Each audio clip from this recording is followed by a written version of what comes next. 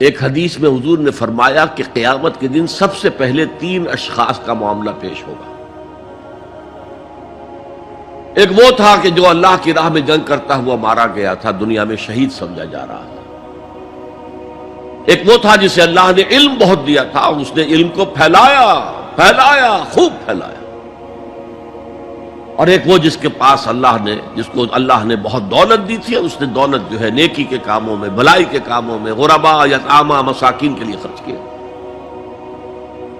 اب اللہ پوچھے گا ان شہید صاحب سے کہ دیکھو میں نے تمہیں صحت دی تھی، جسمانی قوت دی تھی، تم نے کیا کیا؟ وہ کہے گا اے اللہ میں نے تیرے لیے قتال کیا اور اپنی جان دے دی۔ اللہ فرمائے گا کذبتا، تو نے جھوٹ بولا، انک قد قاتلت لأن یقال جریء، تو نے تو یہ جنگ میں حصہ لیا تھا اس لیے کہ تیری شجاعت کا ڈنکا بج جائے، تیری جرأت کی شہرت ہو جائے۔ وقد قیلا، وہ کہا جا چکا، اب یہاں تمہارے لیے کچھ نہیں ہے۔ اور فرشتوں کو حکم ہوگا اور اوندے منہ گھسیٹتے ہوئے اس کو جہنم میں ڈال دیں۔ یہی حشر ہوگا اس عالم کا، تو نے وہ نیکی کا کام کیا تھا، لأن یقال عالم، کہا جا چکا دنیا میں، ڈنکا بج چکا تمہاری شہرت کا۔ اب اس میں نوٹ کیجئے، اگر کسی عالم کے علم کا ڈنکا بج جائے، اس کی اپنی نیت وہ نہیں تھی تو اس کے اندر کوئی خرابی نہیں ہے۔ یہاں معاملہ نیت کا ہے۔ اگر نیت یہ ہو کہ میرے علم کی شہرت ہو جائے، میرے ہاتھ چومے جائیں، مجھے نذرانے پیش کیے جائیں، تو پھر وہی حشر اس کا ہوگا کہ اوندھے منہ گھسیٹ کر جہنم میں ڈال دیا جائے۔ یہی حشر اس سخی کا ہوگا جس نے سخاوت کی تھی، جس کی سخاوت کے ڈنکے بج گئے تھے، اس کا بھی یہی حشر ہوگا۔ تو انما الاعمال بالنیات۔ 3 اشخاص آئے، انہوں نے حضور کی ازواج مطہرات سے معلوم کیا آپ رات کو کتنا وقت نماز میں لگاتے ہیں، آپ مہینے میں کتنے نفلی روزے رکھتے ہیں۔ اب جو کچھ انہیں بتایا گیا، حضور کی زندگی کھلی کتاب تھی،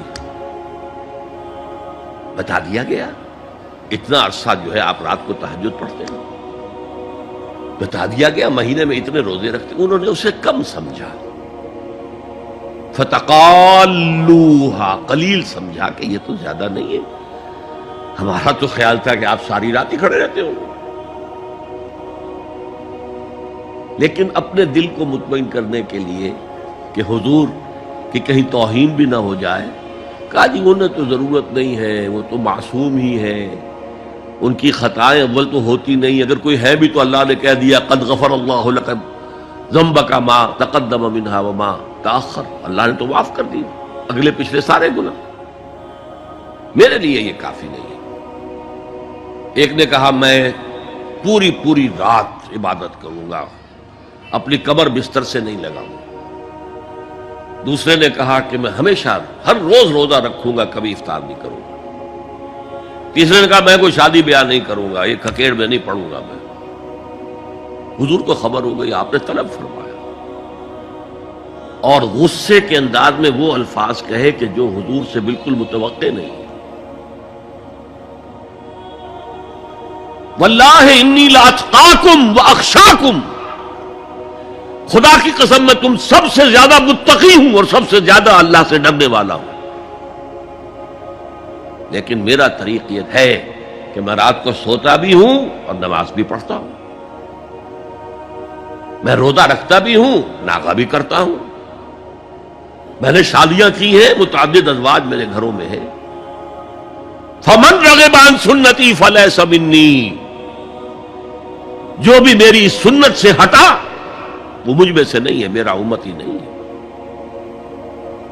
تو نیکی کا جذبہ بھی حد اعتدال سے تجاوز کر کے بدی کو جنم دے سکتا